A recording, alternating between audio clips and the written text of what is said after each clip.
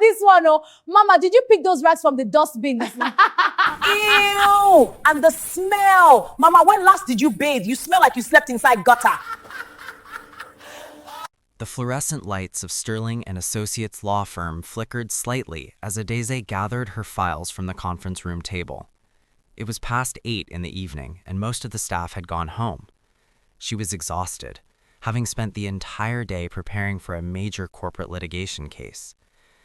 As she reached for her leather briefcase, the door swung open with a force that made her jump.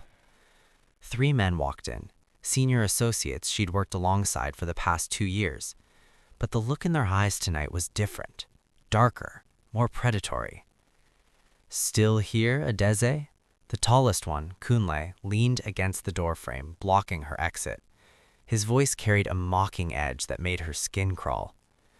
"I was just leaving," she said firmly, moving toward the door. "Not so fast." Another one, Tunde, stepped closer. "We've been meaning to have a conversation with you. You think you're better than us, don't you?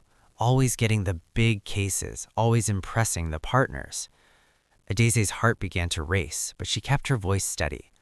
"I work hard, that's all. Now please, move aside." "Work hard?" Kunle laughed, a sound devoid of humor. "Or is it because you've been sleeping with someone upstairs? That's what everyone's saying.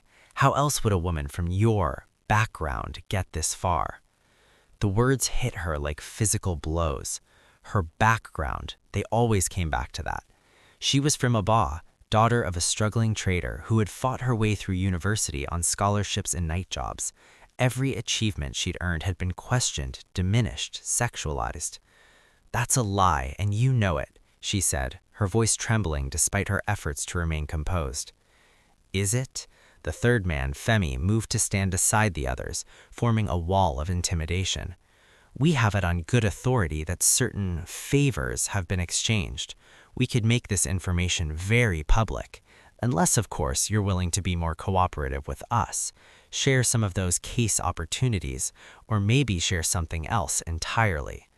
The implication hung in the air like poison. Adeze felt her breath catch in her throat. This wasn't just workplace bullying. This was harassment, intimidation, and abuse of power that happened far too often in Nigerian workplaces, hidden behind closed doors and protected by cultures of silence. "Get out of my way," she said, her voice stronger now, fueled by anger rather than fear. "I don't care what you think you know. I've earned everything I have, and I won't let you or anyone else take it from me with lies and threats." Kunle's smile faded. "You're making a mistake. A big one. The only mistake here is yours, and trust me when I say this won't be forgotten." She walked out of that conference room with her head high, but once she reached the safety of the elevator, her hands began to shake. This wasn't the first time. It wouldn't be the last. And the worst part, she knew that if she reported it, she'd be the one questioned, doubted, possibly blamed. In the legal world, just as in many Nigerian workplaces, women who spoke up often paid the highest price. As the elevator descended, Adeze closed her eyes and whispered a prayer her grandmother had taught her. "God, send me a sign. Send me something good in this darkness." She had no idea that her prayer was already being answered, and the answer would come from the most unexpected source, a woman disguised as a cleaner who was watching everything with eyes sharper than any lawyer in that building. In the penthouse suite of the Victoria Island mansion, Mama Ngozi Okafor stood before the floor-to-ceiling windows, gazing out at the Lagos skyline. At 62, she was a force of nature, a woman who had built an empire alongside her late husband and now controlled it with wisdom, precision, and an iron will wrapped in maternal warmth. The Okafor family name meant something in Nigeria. It meant wealth, yes, but also integrity, tradition, and expectations. But tonight, Mama Ngozi's mind was troubled, not by business matters or board meetings, but by something far more personal: her son, Chidi.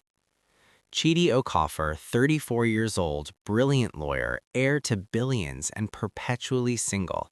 Not because he lacked options, heaven knew he didn't, but because every woman who came into his orbit seemed to see Naira signs instead of a human being. They saw the cars, the properties, the family name.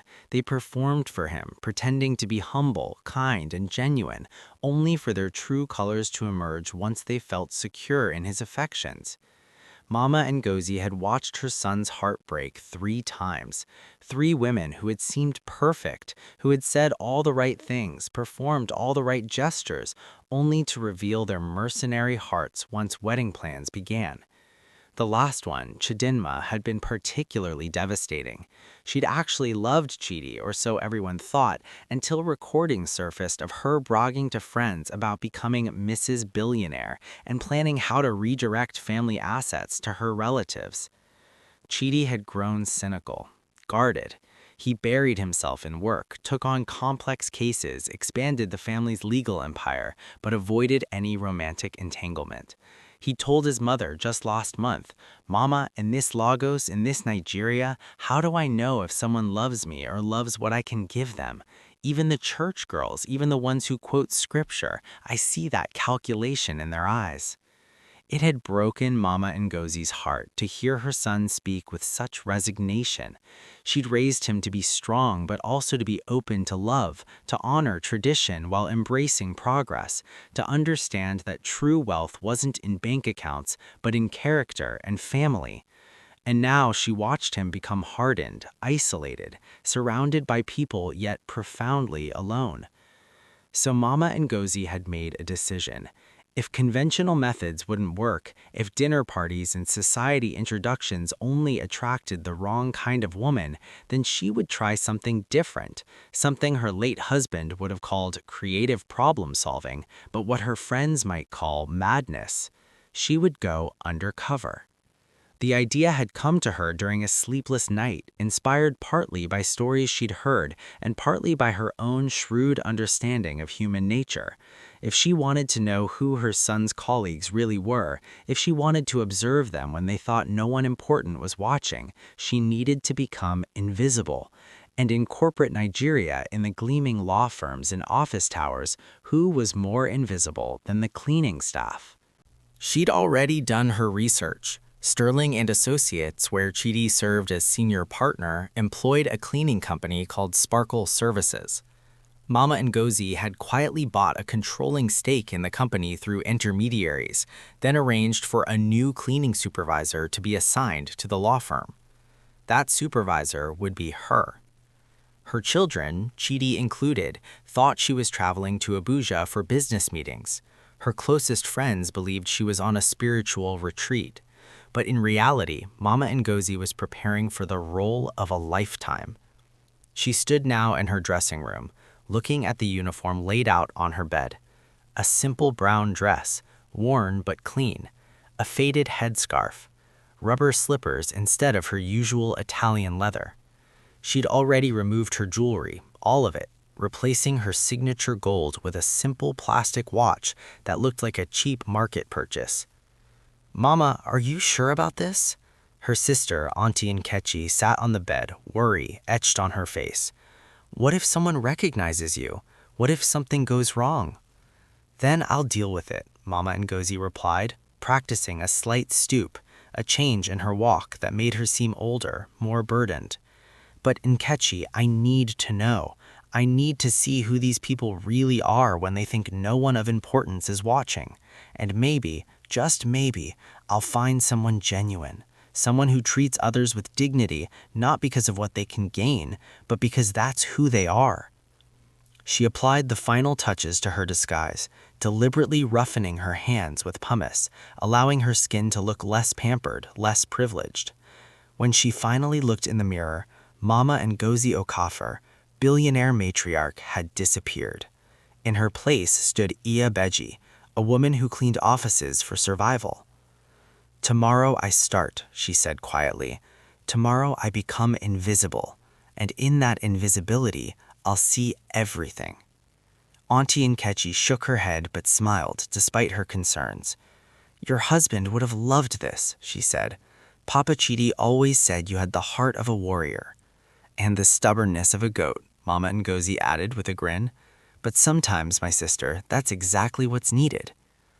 The next morning, Mama Ngozi arrived at Sterling and Associates at 5:30, just as dawn was breaking over Lagos.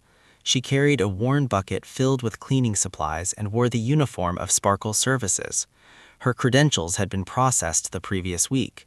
Her background check, carefully manufactured, showed her as a widow with grown children, someone who needed work and wouldn't cause trouble. The night security guard barely glanced at her as she signed in.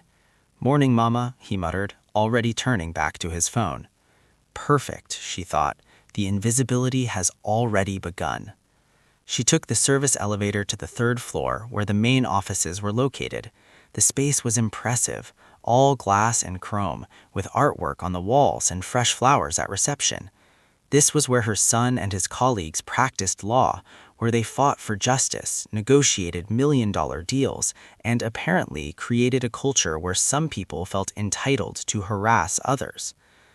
Mama Ngozi had barely begun wiping down the reception desk when she heard voices approaching, a group of young lawyers arriving early, probably to prepare for court. "Did you see the new cleaner?"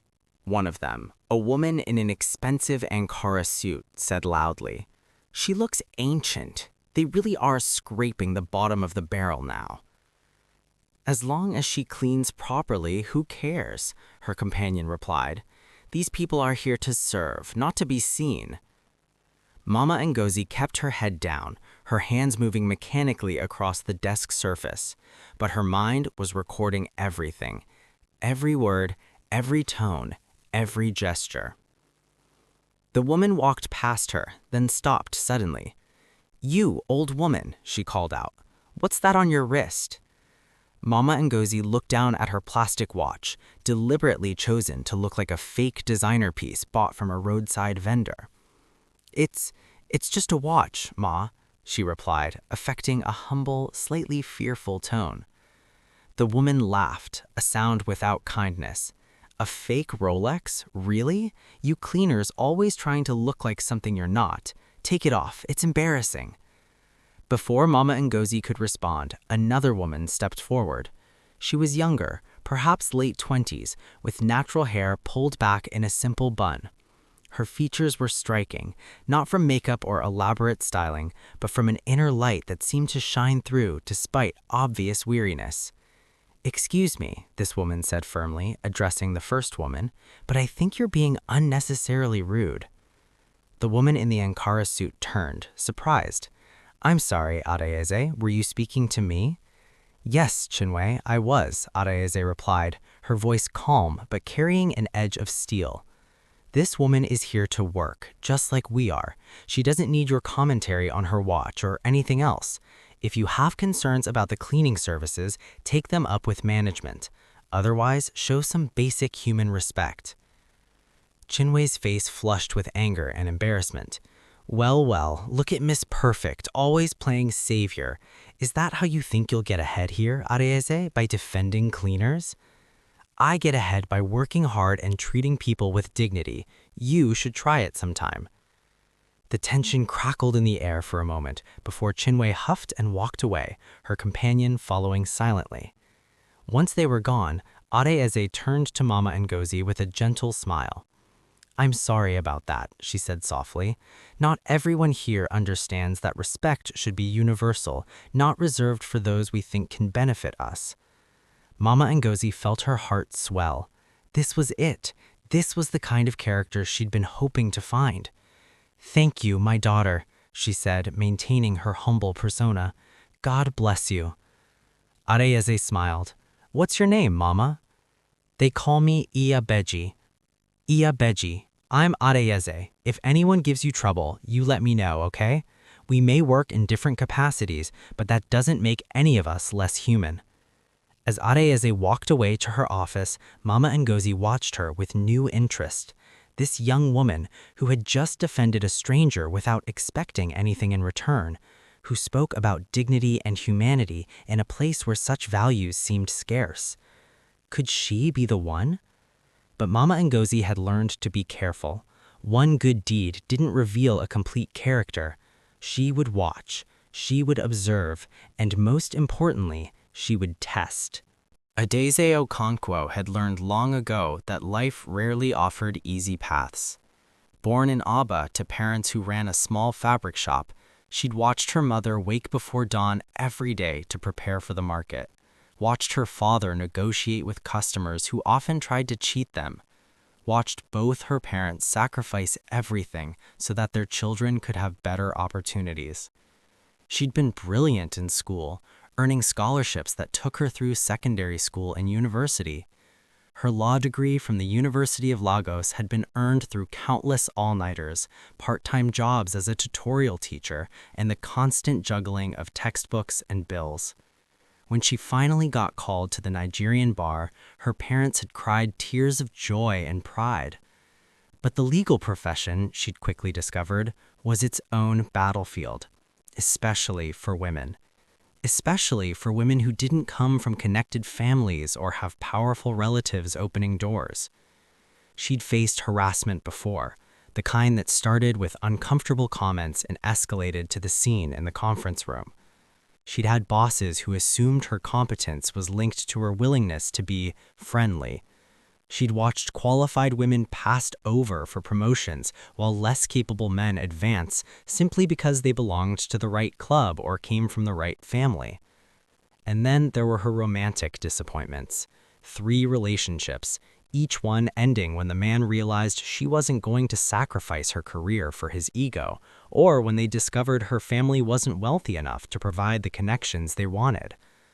The last one, Amaka, had been particularly painful. He'd claimed to love her, had even introduced her to his mother, only to dump her 2 weeks later because, as he'd so eloquently put it, "My family needs someone who can bring something to the table, not someone we have to carry." The words had cut deep, not because she believed them, but because they revealed how many people viewed relationships as transactions rather than partnerships built on mutual respect and love. So Adeze had channeled all her energy into work. She'd become one of the top litigators at Sterling and Associates, known for her meticulous preparation and her ability to connect with juries. She didn't socialize much with her colleagues anymore, having learned that many of them saw her success as a threat rather than inspiration. The incident with the cleaner that morning had been automatic, an instinctive response to injustice that had been drilled into her by her parents. Adeze, her father always said, money comes and goes, but character is forever. Treat every person as if they carry the divine within them, because they do. She settled into her office, a modest space with a view of the chaotic Lagos streets below, and began reviewing the brief for her current case. But her concentration kept breaking. The encounter in the conference room last night still haunted her. She'd reported it to HR this morning, knowing full well that nothing would likely come of it. The men involved were senior associates with powerful connections. She was good at her job, but ultimately replaceable. Knock, knock. She looked up to see a face she didn't recognize. A young man, probably in his late 20s or early 30s, stood at her door with a shy smile. He wore simple clothes, a pressed but clearly secondhand shirt and dark trousers that had seen better days. "Sorry to disturb you," he said. "I'm the new intern, Emeka Okoli. They told me to shadow you this week." Adeze blinked in surprise. She hadn't been told about an intern, but then again, communication at the firm was often chaotic. She gestured for him to come in. "Welcome, Emeka. I'm Adeze Okonkwo. Have a seat." He entered hesitantly, taking in the office with wide eyes. There was something about his demeanor, a mixture of humility and curiosity, that reminded her of herself when she'd first started. "Is this your first internship?" she asked. "Yes, Ma," he replied. "I finished my law school last year, but I've been working small jobs to save money. This opportunity, it's like a dream." His honesty was refreshing. Most interns she encountered came from wealthy families, treated their time at the firm as a formality before taking positions their parents had secured for them. This young man seemed genuinely grateful to be here. "Well, Emeka, I hope you're ready to work hard. I don't believe in giving interns coffee-fetching tasks. If you're going to learn, you'll learn by doing real legal work." His face lit up. "Yes, Ma. Thank you, Ma. I promise I won't disappoint you." What neither Adeze nor Amaka knew was that this wasn't just any intern. This was Chidi Okafor, heir to the Okafor billions, one of the most sought-after bachelors in Lagos, pretending to be a struggling recent graduate.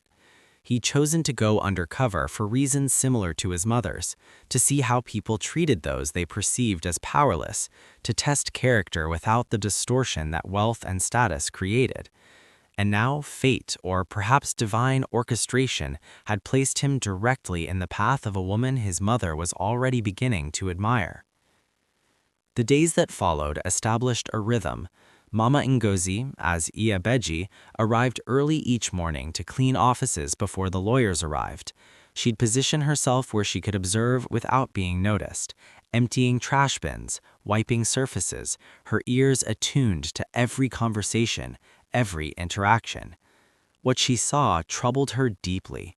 The office culture at Sterling and Associates was toxic in ways she hadn't anticipated. Senior lawyers bullied junior ones. Men made inappropriate comments to female colleagues. People were judged not by their skills, but by their family connections and willingness to play political games. And at the center of much of this toxicity was a woman named Lucy Nwosu. Lucy was beautiful, ambitious, and utterly ruthless. She'd been pursuing Chidi and his identity as senior partner for months. She'd show up at his office with homemade lunches, volunteer for every case he worked on, and make it known to everyone that she intended to become Mrs. Okafor. What made Lucy particularly dangerous, Mama Ngozi observed, was her intelligence. She knew exactly how to present herself to those above her, deferential, hardworking, charming. But with those she perceived as beneath her or as competition, she was cruel. Mama Ngozi witnessed Lucy verbally abuse a junior associate for a minor mistake, saw her take credit for work others had done, and heard her make disparaging comments about colleagues behind their backs. And she was particularly vicious toward Adeze. She thinks she's so special, Lucy said one afternoon, not knowing Mama Ngozi was cleaning nearby. Getting all the big cases, acting so righteous, but we all know she's sleeping with someone upstairs. How else would a girl from Agba get this far? The words were poison, designed to undermine Adaze's reputation and diminish her achievements. Mama Ngozi felt her blood boil, but maintained her composure. This was exactly the kind of character she needed to protect her son from. Meanwhile, Adeze and Amaka were developing an unexpected friendship. Chidi had forgotten how refreshing it could be to interact with someone who didn't know his real identity. Adeze treated him with respect, but also with a casualness that was liberating. She explained legal concepts without condescension, shared her lunch without making him feel like he was receiving charity, and talked to him about her dreams and struggles with a vulnerability that touched his heart. "You know what I love about law?" she said one afternoon as they worked together on a brief. "It's the only place where, theoretically, everyone stands equal. Rich, poor, connected, isolated. In a courtroom, it's supposed to be just about truth and justice." "Theoretically?" Chidi echoed, curious about her perspective. "In practice, we both know it's different," she sighed. "Money buys better lawyers, connections influence judges, power can silence truth. But that doesn't mean we stop fighting for the ideal. My grandmother used to say, 'Adeze, even if the world is dark, be the candle. One candle can light others.'" Chidi found himself captivated not just by her words, but by the conviction behind them. This was a woman who had been tested by life and had emerged with her integrity intact. She wasn't performing goodness for an audience. She was simply being who she was. One afternoon, as they were leaving the office, Chidi noticed Lucy and her group of friends approaching. "Look who it is, Lucy and her pet intern. How cute." Adeze kept walking, but Lucy stepped into her path. "I'm curious, Adeze, what's your secret? How do you always end up with the good assignments? Must be nice having special relationships with the senior partners." The implication was clear and offensive. Chidi felt anger surge through him, but forced himself to remain calm. He wanted to see how Adeze would handle this. "Lucy," Adeze said calmly, "I get good assignments because I do good work. That's all. If you spent less time gossiping and more time developing your skills, maybe you'd get the same opportunities. Lucy's face flushed. You think you're better than me? You with your Agba background and your market woman mother? At least my family has class. Class isn't about where you're from, Adaze replied, her voice still measured. It's about how you treat people. And right now, Lucy, you're showing exactly how much class you don't have. She walked past, leaving Lucy sputtering with rage. Chidi followed, impressed by her composure under fire. That was well handled, he said once they were outside. Adaze shrugged. Lucy's been trying to provoke me for months. She sees me as competition for cases, for recognition. She doesn't understand that there's enough success for everyone if we support each other instead of tearing each other down. That evening, Mama Ngozi found Chidi in his real office, the senior partner's suite that Amaka would never have access to. Mama, he said, surprised by her visit. I thought you were still in Abuja. I came back early, she replied, studying her son's face. Tell me, my son, how is work? It's interesting, he said carefully. He hadn't told her about his intern disguise, just as she hadn't told him about her cleaner role. I've been observing people more carefully, really seeing who they are when they think no one important is watching. And what have you learned? Chidi was quiet for a moment. I've learned that most people are performing. They put on masks depending on who they're talking to. But Mama, there's this one person, a lawyer here, who seems to be the same with everyone. Kind to interns, respectful to cleaners, firm with bullies. And I find myself wanting to know more about her. Mama Ngozi's heart swelled. Could it be? Could her son and she have identified the same woman? Tell me about her, she said softly. As Chidi described Adeyeze, her character, her struggles, her integrity, Mama Ngozi smiled. The universe, it seemed, was indeed orchestrating something beautiful. She just needed to give it a little more time to unfold. The harassment of Mama Ngozi, disguised as Iyabeji, escalated over the following weeks. Lucy, in particular, seemed to take pleasure in tormenting the old cleaner. She deliberately spilled drinks for her to clean up, complain about her work to management, and make snide comments within her hearing. These cleaners, Lucy said loudly one morning, they're so slow. At their age, maybe they should just retire and stop wasting everyone's time. Mama Ngozi bit her tongue and continued mopping, but she was learning valuable lessons about Lucy's character, or lack thereof. This was not a woman who would make her son happy. This was a woman who measured others by what they could do for her, who lacked the fundamental empathy that made relationships meaningful. Adeyeze, however, continued to show consistent kindness. She'd greet Iyabeji every morning, sometimes sharing fruit from her lunch, always asking how she was feeling. It wasn't performative, it was genuine care for another human being. One day, Mama Ngozi intentionally staged a small test. She accidentally dropped her bucket of dirty water right outside Lucy's office. The water spread across the floor, and Lucy emerged like a fury. "You stupid woman, look what you've done. This is my expensive carpet. You're going to pay for this." Mama Ngozi cowered, playing her role. "I'm sorry, Ma. I'm so sorry. Please, I didn't mean to." "Sorry?" Lucy's voice rose higher. "Sorry doesn't fix anything. I want you fired. Do you hear me? Fired." A crowd had gathered, lawyers emerging from their offices to see what the commotion was about. Most just watched, some with amusement, others with discomfort but unwilling to intervene. Then Adeyeze appeared, pushing through the crowd. "What's going on here?" she asked firmly.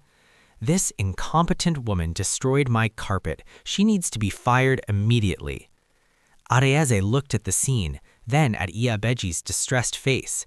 "It was an accident," Adeyeze said calmly. "Accidents happen. The carpet can be cleaned." "Stay out of this, Adeyeze," Lucy warned. "This doesn't concern you." "Doesn't it?" Adeyeze's voice carried a hint of steel now.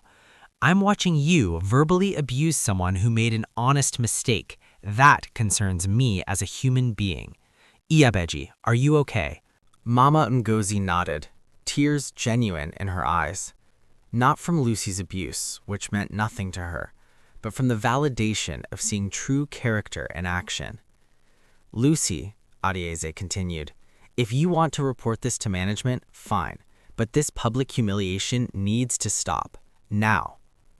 For a moment, it looked like Lucy might continue her tirade, but something in Adieze's stance, a quiet strength that demanded respect, made her back down. This isn't over, Lucy hissed before returning to her office and slamming the door. The crowd dispersed, and Adieze helped Mama Ngozi clean up the spilled water. Thank you, my daughter, Mama Ngozi said softly. God will bless you for your kindness. It's nothing, Mama Yebeji, Adieze replied. Nobody deserves to be treated like that. We're all just trying to make a living and get through our days with some dignity and tact. That evening, Mama Ngozi called her sister Nkechi. I've found her, she said with certainty. I've found the woman my son needs to marry. The lawyer who's been defending you? Nkechi asked. Not just defending me, sister. She doesn't know who I am, doesn't know what I can do for her, yet she treats me with dignity and kindness every single day. And from what I've observed, she treats everyone that way. When she thinks no one is watching, when there's nothing to gain, she remains consistent. That's real character. So what's your plan? Mama Ngozi smiled. I'm going to arrange a meeting between the cleaner and the senior partner's mother, between the intern and the brilliant lawyer, and we'll see if this connection can grow into something beautiful. Meanwhile, Adieze and Amaka had grown increasingly close. They'd taken to having lunch together, often at the cheap buka down the street where Adieze insisted on eating despite her success. This food reminds me of home, she'd explained the first time she brought him there. My mother used to make jollof rice exactly like this, a little burned at the bottom, full of flavor. Chidi, who normally ate at five-star restaurants, found himself enjoying these simple meals more than any expensive cuisine. There was something profound about sitting on plastic chairs, eating from disposable plates, and talking about everything from legal philosophy to childhood memories. What do you want from life, Amaka? Adieze asked one afternoon. Beyond becoming a great lawyer, what are your dreams? Chidi thought carefully. If he answered as himself as Chidi Okafa, he'd talk about expanding the family business, international ventures, powerful connections. But as Amaka, struggling intern, he could be honest about deeper desires. I want to find someone who sees me, not what I could become, not what I could provide, but who I am right now, in this moment. Someone who would stand beside me whether I'm successful or struggling, whether I'm powerful or powerless. Adieze nodded slowly. That's beautiful and rare. Most people love potential rather than reality. They love the idea of what they can gain rather than the person standing in front of them. Is that what happened to you? Chidi asked gently. You mentioned having a difficult breakup. She laughed, but there was pain in it. Difficult is one word for it. Humiliating might be another. He told me I wasn't good enough, that my family couldn't bring anything to the table, as if love is supposed to be a business transaction with assets and liabilities. What connections? Adieze's voice was steady, but Mama Ngozi, who had quietly entered the room to empty trash bins, could see the young woman's hands trembling. That's not love, Chidi said firmly. That's a merger. And any man who couldn't see your value, who measured you by your family's bank account rather than your character, was never worthy of you in the first place. Adase looked at him, really looked at him, and something shifted in her heart. Here was this intern, this struggling young man with worn clothes and humble circumstances, speaking words of wisdom and showing more emotional intelligence than men 3 times his age with 3 times his resources. Amaka, she said softly, you're going to make some woman very happy one day. You have something rare, a good heart. Chidi felt his chest tighten. He wanted to tell her the truth right then, wanted to explain that he wasn't really an intern, that he was actually the senior partner she'd never met, that he came from wealth beyond her imagination. But he was afraid that revealing his identity would change everything, would make her question whether these moments had been real or some elaborate test. so he said nothing, just smiled and changed the subject. But in his heart, he knew. He was falling in love with Adase Okonkwo. Not the measured, careful consideration he'd given other women, but real, deep, unexpected love that had nothing to do with logic and everything to do with soul recognition. The confrontation came on a Tuesday morning, and it would change everything. Lucy had been growing increasingly jealous of the relationship between Adase and Amaka. She'd watched them laugh together, share meals, work late into the evening on cases, and she'd noticed something else. The way the mysterious senior partner, Chidi Okafor, who rarely showed his face in the main offices, seemed to observe Adase with particular interest whenever he did appear. Lucy had done her research. She knew Chidi Okafor was one of the most eligible bachelors in Lagos, heir to billions, powerful beyond measure. And she'd decided, with the single-minded determination that characterized all her pursuits, that he would be hers. Her plan was simple: destroy Adase's reputation, remove her as a competitor, and position herself as the obvious choice for Chidi's affections. She'd spent weeks gathering what she called evidence: screenshots of Adase working late with various male colleagues, testimonies from disgruntled coworkers willing to make vague accusations, financial records showing Adase's rapid advancement through the firm. None of it proved anything inappropriate, but Lucy knew that in the court of office gossip, proof mattered less than insinuation. That Tuesday, she called an impromptu staff meeting claiming she had information vital to the firm's integrity. Most of the staff gathered in the main conference room, curious about what Lucy had to say. Adase arrived late, having been delayed by a client call. She immediately sensed something was wrong from the hostile stares and whispered conversations that stopped when she entered. "Ah, Adase," Lucy said with false sweetness. "So glad you could join us. We were just discussing your meteoric rise through this firm." "I don't understand," Adase said, confusion evident on her face. "Don't you?" Lucy pulled out a folder, making a show of opening it. "I've been investigating some concerning patterns, how someone from your background, no offense, could advance so quickly, get the best cases, receive preferential treatment, and I've discovered some very troubling connections. Late-night meetings with senior partners, dinners that weren't business-related, communications that suggest relationships beyond professional boundaries." Lucy's voice dripped with false concern. "I hate to say this, Adase, but it appears you've been using inappropriate means to advance your career." The room erupted in whispers. Some people looked shocked. Others seemed almost satisfied, as if their suspicions were being confirmed. "That's a lie," Adase said firmly.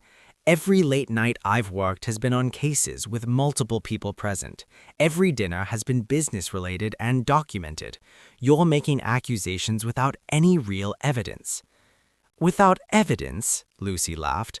"I have testimonies from multiple colleagues who've witnessed your behavior." At this, several people in the room shifted uncomfortably. They'd been pressured by Lucy to make vague statements, promised promotions and favors in return.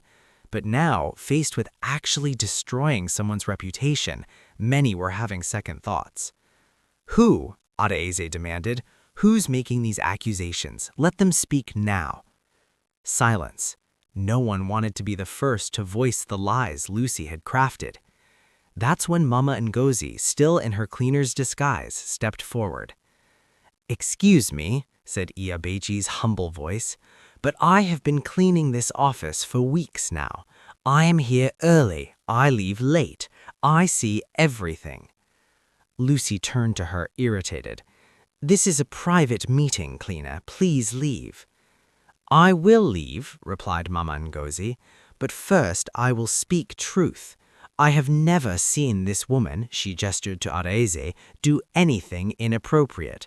I have seen her work harder than anyone else. I have seen her treat everyone with respect, from the highest senior partner to the lowest cleaner. And I have seen others," she looked directly at Lucy, "spread lies because they are jealous of her success." How dare you, Lucy sputtered. You're just a cleaner. What would you know about professional conduct? I may be just a cleaner, said Mama Ngozi, her voice gaining strength, but I have eyes and ears, and I know truth from lies. This woman you're trying to destroy, she is the only one who has shown me kindness in this place, the only one who treats me like a human being rather than furniture. That tells me more about her character than any accusations you can manufacture. The room had gone completely silent. A cleaner defending a lawyer was unprecedented in the hierarchical world of corporate Lagos. Furthermore, continued Mama Ngozi, and now her voice carried an authority that made several people look at her more closely, I have witnessed harassment in this office, real harassment. I have heard threats made against this young woman, inappropriate comments, attempts to intimidate her. And where was everyone then? Where was this concern for professional conduct when men were cornering her in conference rooms after hours? Ada Izzy's eyes widened. She hadn't realized anyone knew about that incident. I think, said Mama Ngozi, looking around the room, that some people here owe this woman an apology, and others, she fixed Lucy with a stare that made the younger woman step back, need to examine why they feel so threatened by someone else's success that they must tear them down. Before anyone could respond, the conference room door opened. Chidi Okafor, in his identity as senior partner, entered.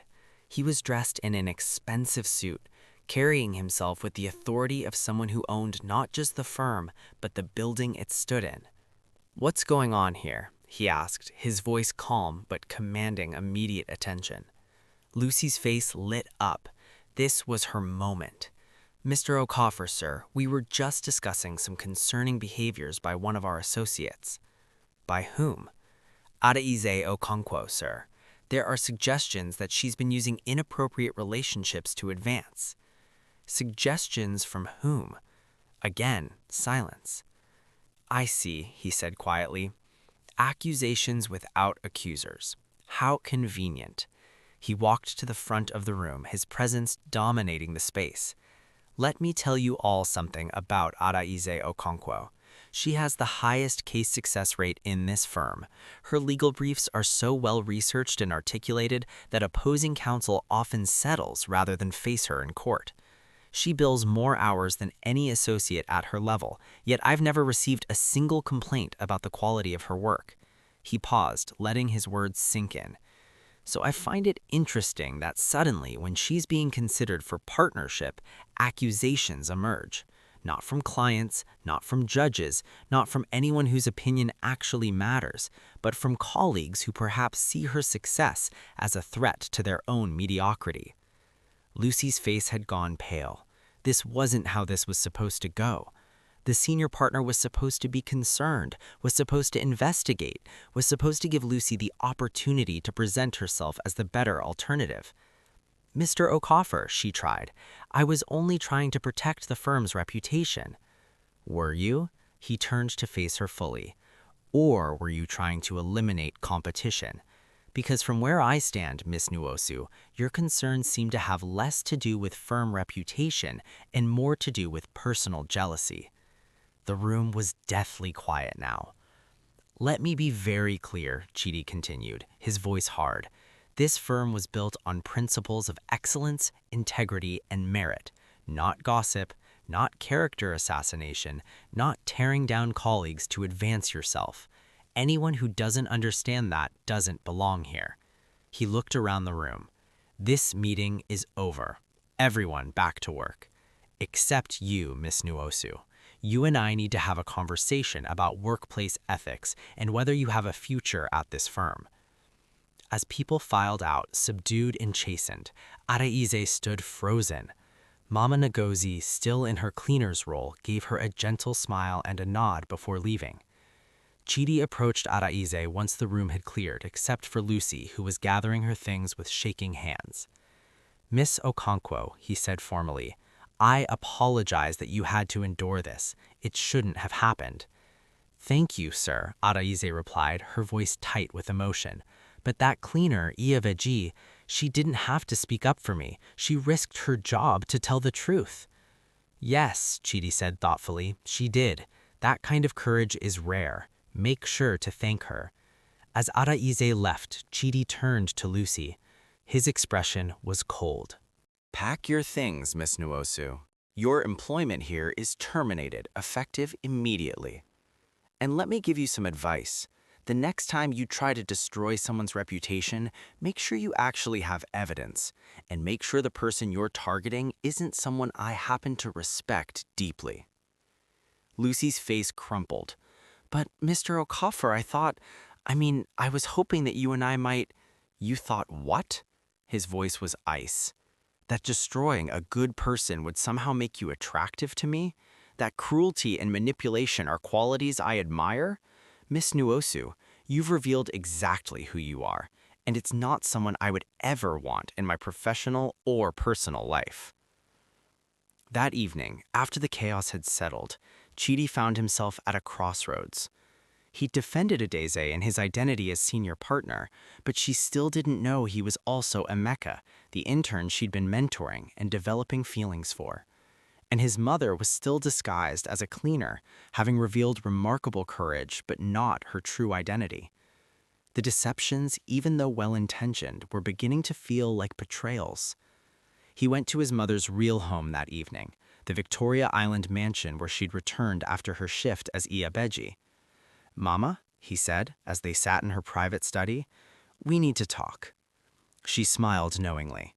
"About Adaize?" He blinked in surprise. "How did you know?" "My son, I've been watching you both for weeks. As Iabeji, the cleaner you've barely noticed in the hallways. You were too busy playing intern to notice your mother was playing cleaner." Chidi's mouth fell open. You're Iabeji?" "Yes," she laughed at his expression. "We were both doing the same thing, testing character, seeing how people behave when they think they have nothing to gain. And we both found the same person, didn't we?" He sat down heavily. "Mama, I don't even know what to say." "Say you were in love with her," Mama Ngozi replied gently, "because I saw your face today when you defended her. That wasn't just a senior partner protecting an employee. That was a man protecting someone he cares deeply about." "But she doesn't know who I am," Chidi said, running his hair through his hair. "She thinks I'm a Mecca, a struggling intern. She's been sharing her food with me, treating me like an equal, opening her heart to someone she thinks is in the same position as her. When she finds out the truth, she's going to feel betrayed." "Perhaps," Mama Ngozi acknowledged. "Or perhaps she'll understand that you were doing what she does, looking beyond surface appearances to see real character." "Chidi, that woman defended me today, knowing it could cost her everything. She didn't know I was your mother. She didn't know I was wealthy. She did it because it was right. That's the kind of woman you need. That's the kind of woman who will stand beside you not for what you have, but for who you are." "So what do I do?" "You tell her the truth," Mama Ngozi said simply. "All of it. And then you trust that if she truly loves you, if she truly sees you the way you've seen her, she'll understand." Adaize was in her office the next morning when there was a knock on her door. She looked up to see Amaka, but something was different about him. He was dressed in an expensive suit, his entire demeanor transformed. "Amaka?" she said, confused. "What's going on? Why are you dressed like that?" He stepped inside and closed the door behind him. "Adaize, I need to tell you something, and I need you to hear me out before you react." A sick feeling settled in her stomach. "Okay," she said slowly. "My name isn't Amaka Okoli," he began. "It's Chidi Okafor. I'm not an intern, I'm actually the senior partner of this firm. The same senior partner who defended you yesterday." Adaize felt the room spin. "What?" "I came to work undercover as an intern because I wanted to see how people really are when they think they're talking to someone powerless. I wanted to understand the real dynamics of this office, to see who had genuine character and who was just performing for those they thought could advance their careers." "So this whole time," Adaize's voice was barely a whisper, You've been lying to me. Everything we shared, every conversation, every moment, it was all part of some test? No, Chidi said urgently. At first, yes, it was about observation, but Adeze, somewhere along the way it became real. You became real. The way you treated me, the way you saw past the shabby clothes and the humble story to treat me as an equal, the way you shared your dreams and your struggles, that wasn't part of any plan. That was just us connecting as human beings. But you lied, she said, standing up. Her hands were shaking. You let me think you were someone you're not. I opened my heart to you, Amaka, or Chidi, or whoever you really are. I told you things I've never told anyone. And all this time you were sitting there knowing you were really this billionaire playing dress-up. I know how it looks, Chidi said, but Adeze, please try to understand. Every woman I've ever met has wanted to be with me because of my money, my family name, my status. You're the first person who saw me, really saw me, without all of that coloring your perception. Can you honestly tell me that if I'd approached you as Chidi Okafor, billionaire, you would have opened up to me the same way? Would we have had those lunches at the buka, those honest conversations, those moments of genuine connection? Adeze wanted to say yes, but she couldn't. The truth was, she probably would have kept her guard up, would have been suspicious of his motives, would have treated him as another privileged man trying to add a conquest to his list. That doesn't make it right, Adeze said, but her voice was less certain now. You're right, Chidi acknowledged. It doesn't. I should have told you sooner. But Adeze, I was afraid. Afraid that revealing my identity would change everything. Afraid that you'd stop seeing me and start seeing my bank account. Afraid of losing something precious before I fully understood what it was. There was a long silence. Adeze sat back down, trying to process everything. There's more, Chidi said quietly. The cleaner who defended you yesterday, Iyabeji, what about her? That was my mother. Adeze's eyes widened. Your mother? The billionaire matriarch Mama Ngozi Okafor was pretending to be a cleaner? She was doing the same thing I was, trying to see people's real character when they think no one important is watching. She's been worried about me, about the fact that every woman who's come into my life has been more interested in my wealth than in me. So she went undercover to observe the people in my professional world, to see how they treated those they perceived as powerless. And she chose me, Adeze said slowly, understanding dawning. She saw how I treated her and decided I was worthy of her son. Yes, Chidi said, but Adeze, that's not why I'm here. I'm not here because my mother approved of you, though I'm grateful she did.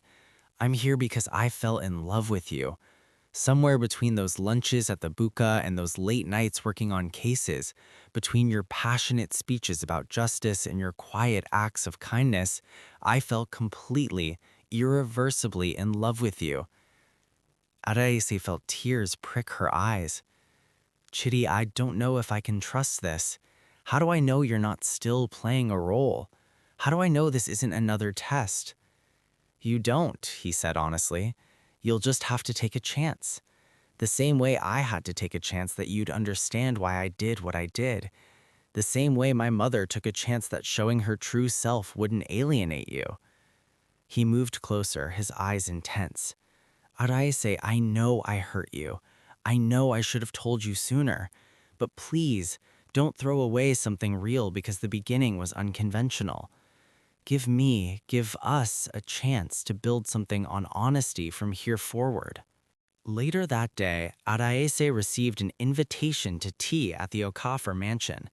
It was from Mama Ngozi herself, and it was phrased not as a summons but as a request. Would she please come and speak with her?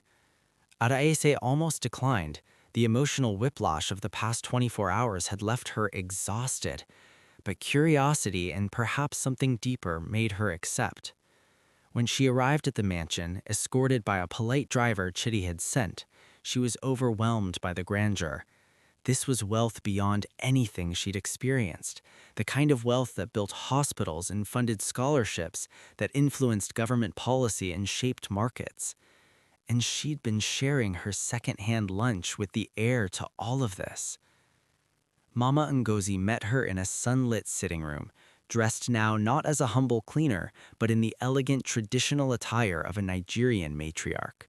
Yet when she smiled, it was with the same warmth Araese had seen in Iyabeji's face. "Araese," she said, gesturing for her to sit. "Thank you for coming." "Mama," Araese replied, using the respectful term automatically. She didn't know what else to say. "I imagine you're very confused right now and probably angry with both my son and me. We deceived you, though our intentions were good." "Why?" asked Araese. "Why go to such lengths? You're powerful, wealthy, connected. You could have just investigated me directly, hired people to tell you everything about my background." "Because background isn't character," Mama Ngozi replied firmly. "I can hire investigators to tell me where you went to school, what your parents do, how much money you have in your account. But they can't tell me how you treat someone you think is beneath you. They can't show me whether you're kind when kindness costs you something. They can't reveal whether your integrity remains intact when no one you think is important is watching." She leaned forward. "Araese, I've spent weeks watching you. I've seen you defend me when it would have been easier to stay silent. I've seen you share your lunch with a young man you thought was struggling. I've seen you work harder than anyone else in that firm, yet remain humble. I've seen you face harassment and accusations with dignity. That's not information I can buy. That's character, and it's priceless." "But I still feel manipulated," Araese admitted. "I understand your reasoning, but it feels like I was part of some elaborate reality show where everyone knew the truth except me." "You're right to feel that way," Mama Ngozi acknowledged, "and I'm truly sorry. But let me ask you something. When you were treating Iyabeji with kindness, were you doing it hoping to gain something? When you were mentoring Amaka, were you thinking about what he might one day do for you?" "Of course not," Araese said immediately. "Exactly. You were being yourself, acting from your true character without any ulterior motive. That's what we needed to see, not the performance people put on when they know they're being evaluated, but the real person revealed in unguarded moments." Mama Ngozi poured tea for both of them. "My son has had his heart broken by women who loved his money but not him. I've watched him become cynical, guarded, afraid to trust. Then I saw him with you. I saw him laugh freely for the first time in years. I saw him eager to go to work, excited about simple lunches, animated when talking about you. That's not the effect of a good actress performing for a billionaire. That's the effect of a genuine woman connecting with a man's heart." Araese spent the next week in quiet contemplation. She didn't take Chidi's calls, didn't respond to his messages. She needed space to think, to feel, to process. Her mother, when she finally told her the whole story, surprised her. "Araese, let me tell you something. When my father and I were courting, he told me he was a driver. He wore simple clothes, took me on dates to local bars, acted humble. Then I met his family and discovered he actually owned a transport company with 30 vehicles. I was furious." "You never told me this," Araese said, shocked. "Because I understood later why he did it. He'd been approached by so many women who only saw business opportunity. He wanted to know if I would love him even if he had nothing but one bicycle and a dream. The test was insulting at first, but it became the foundation of our trust, because I knew and he knew that my love wasn't conditional on his success." She paused. "This man, this Chidi, he tested you, yes. But think about what he found. He found a woman of character, of integrity, of compassion. A woman who treats cleaners with respect and shares her lunch with interns. A woman his mother chose after careful observation. Arieze, don't let wounded pride cost you something real.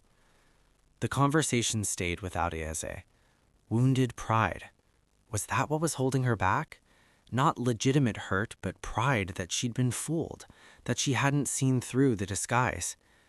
She thought about the moments with Amaka that had felt most real, the conversations about justice and fairness, the shared laughter over simple jokes, the way he looked at her like she was precious, not because of what she could offer, but because of who she was.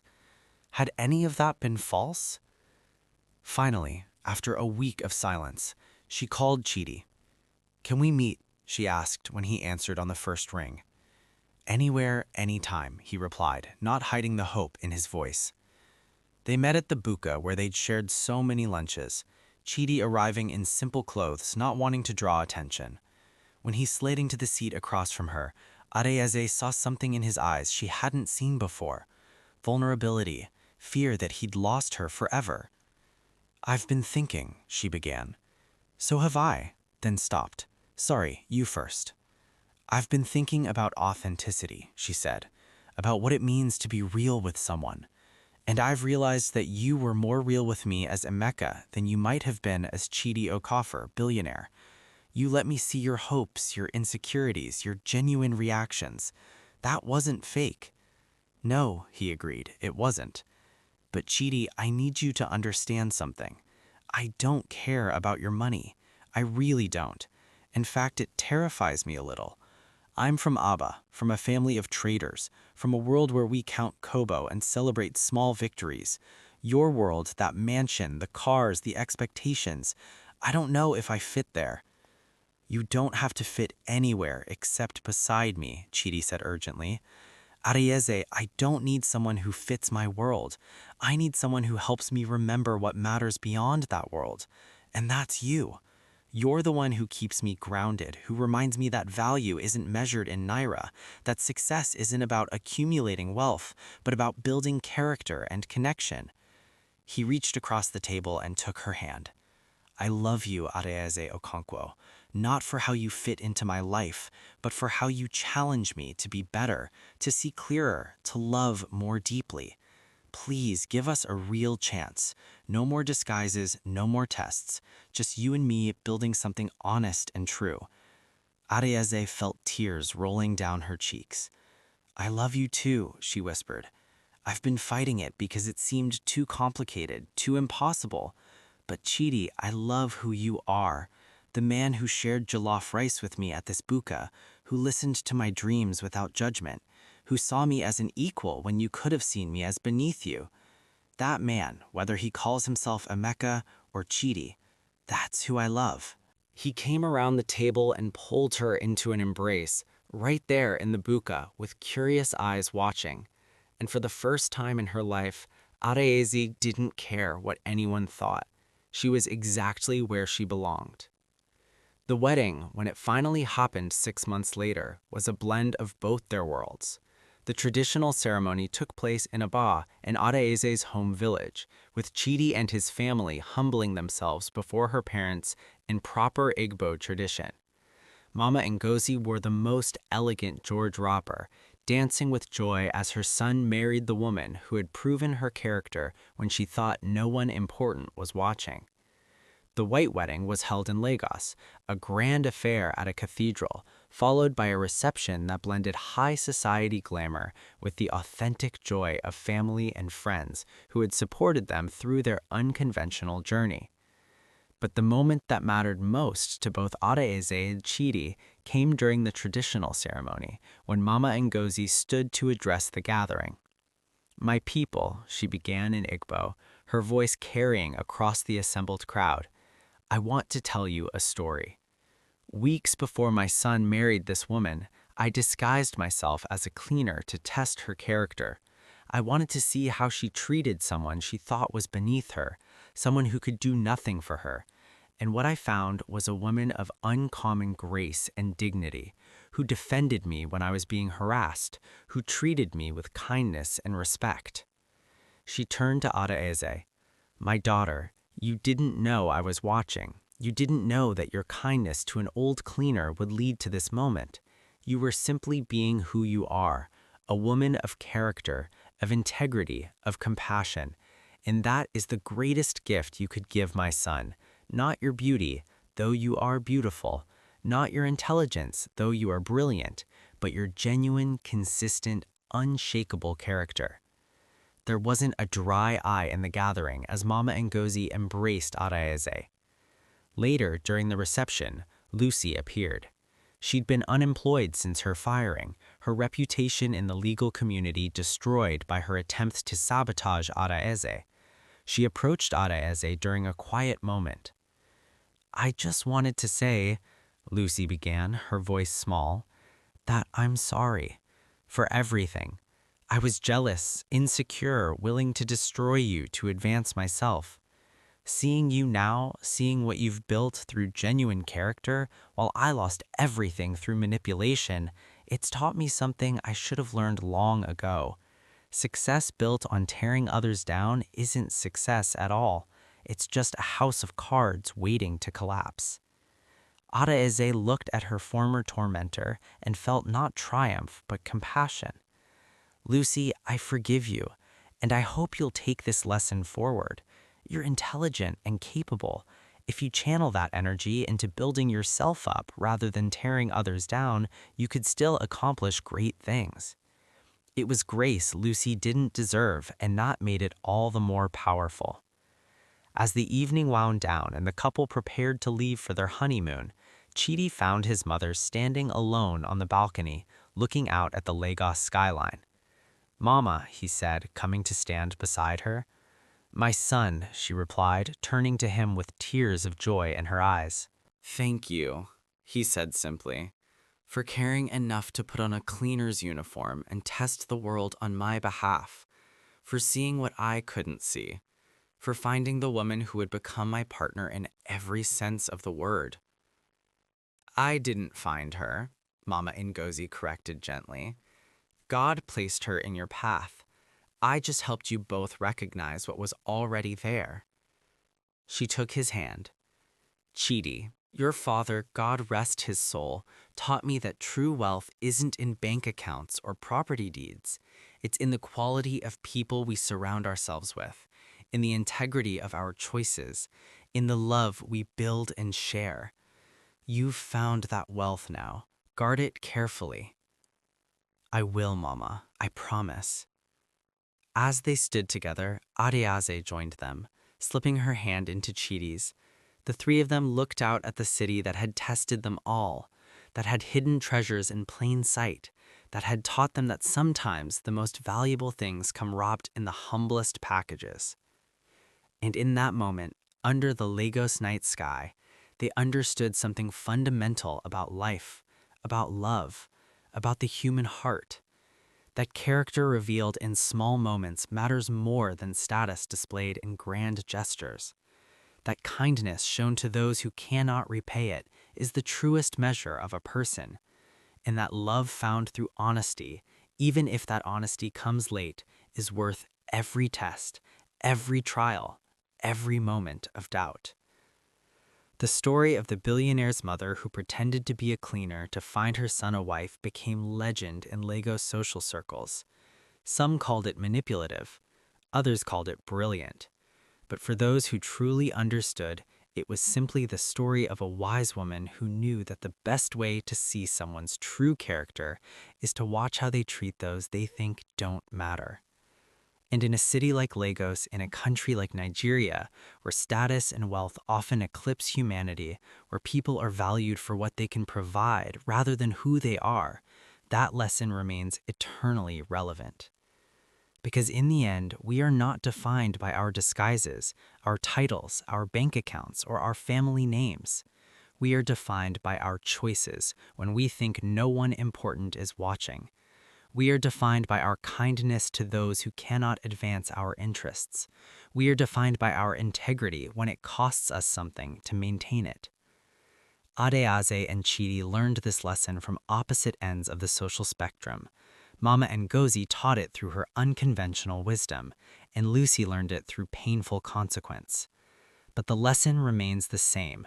Character is destiny, kindness is currency, and love found through genuine connection transcends every barrier that society erects. So, if you enjoyed this powerful story of disguise, discovery, and the triumph of character over circumstance, make sure to hit that like button and share it with your friends and family. Subscribe to this channel and turn on the notification bell so you don't miss our next inspiring African folktale. Because every story we share carries wisdom for today's world, and every lesson learned is a step toward building a more compassionate, more just, more loving society.